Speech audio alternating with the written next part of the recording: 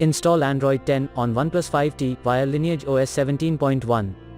Please check the description for important notes and all the download links.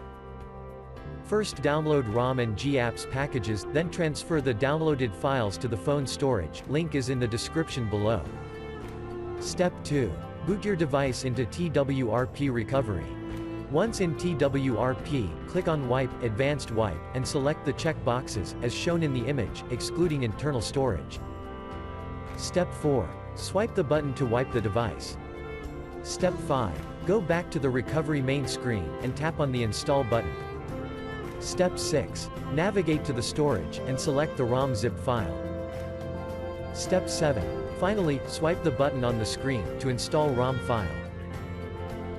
Step 8. Flash the GApps zip package, in the same manner.